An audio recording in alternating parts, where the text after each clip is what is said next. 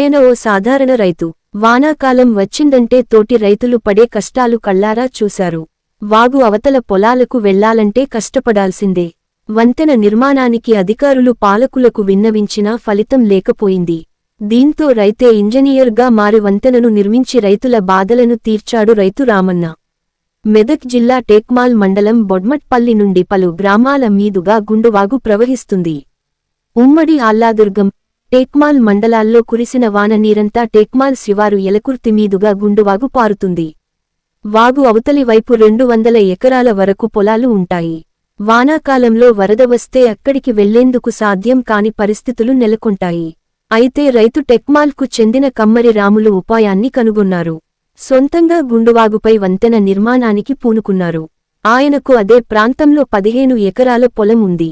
వరి, పత్తి పంటలు సాగు చేసేవారు.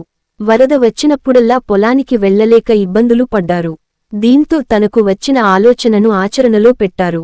వాగు సమీపంలో వంతెన నిర్మాణం చేపట్టాలని నిర్ణయించుకున్నాడు. దీనికి 2 లక్షల రూపాయల వరకు ఖర్చు అవుతుందని అంచనా వేశారు. అనుకున్నదే తడువుగా వంతెన పనులు ప్రారంభించారు. 20 రోజులకు ముందు గుండువాగులో నీళ్లు లేని సమయంలో పెద్ద స్తంభాలను పిల్లర్లుగా ఏర్పాటు చేశారు. వాటికి ఇనుప రాడ్లను బిగించి వంతెన తరహాలో తయారు చేశారు. అదే ప్రాంతానికి చెందిన ప్రభాకర్ శర్మ రాములకు 30,000 రూపాయల సహకారం అందించారు. ఇక వంతెన నిర్మించి దానిపై షీట్ ఏర్పాటుకు సన్నద్ధమయ్యారు. ఇప్పుడు సులభంగా అవతలి వైపు వెళ్లేందుకు వంతెన తయారైంది.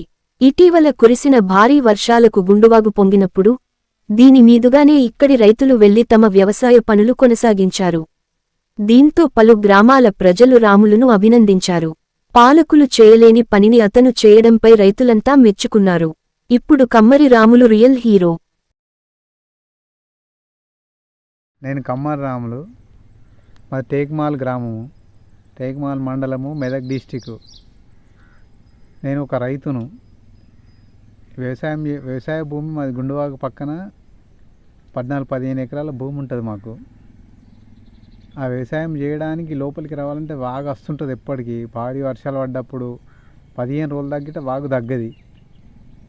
బాగా లోతున వారుతుంటుంది. దాటరాదు, చేయరాదు. ఒక్కొక్క టైంలో ఎడ్లు గోదలు గిట్ట కొట్టుకుపోయిన టైం ఉంది ఆ వాగులో.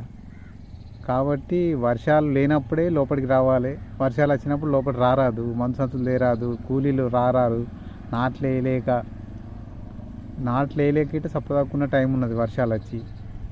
కాబట్టి దానికి ఒక ఆలోచన చేసి ఒక మామూలు వంతెన తయారు చేసుకున్నాము. చిన్నగా 4 ఫీట్ల వెడల్పుతోని, 60 ఫీట్ల పొడవుతోని, యాంగ్లర్లతోని.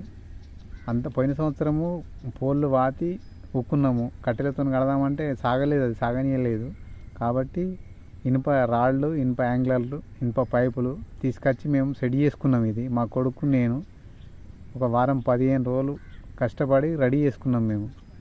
ఇప్పుడు వాగు వచ్చినా కానీ దాని మీదకి అటు వెళ్ళిపోతున్నాము, ఇటు వెళ్ళేస్తున్నాము. మొన్న భారీ వర్షాలకు ఫుల్ వాగు ఆరింది. వచ్చినా వెళ్ళొచ్చినాము, అక్కడ వచ్చినాము, ఇక్కడ వచ్చినాము. మా తోటి రైతులు గిట దానింబడి వస్తురు పోతురు, అందరికీ మంచిగా ఉన్నదని చెప్తురు వాళ్ళు గిట.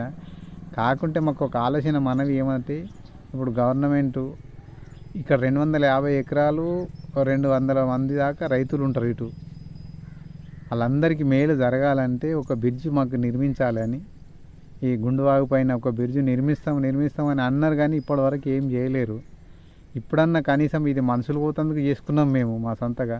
అందరు పోవాలనుకుంటే ట్రాక్టర్లు కానీ, ఎడ్ల బండ్లు కానీ, అక్కడి నుంచి ధాన్యం గుంజుకరావడానికి కానీ, కోత మిషన్లు లోపలికి పోగడానికి కానీ, అవన్నీకి వర్షాలు వస్తే ఇబ్బందే. కోతలు గిట్ట ఇసబెట్టవలసి వస్తుంది. వర్షాలు నీళ్ళు ఉంటే వాగులోకి వెళ్ళి మిషన్లు గిట్ట మీకు రావు. కాబట్టి మాకు ప్రభుత్వంతో సహకారంతో ఒక బ్రిడ్జ్ చేస్తే మా అందరు రైతు గిట్ట మంచిగా అవుతుండని మా కోరిక. మేము ఆలోచిస్తున్నాం అది.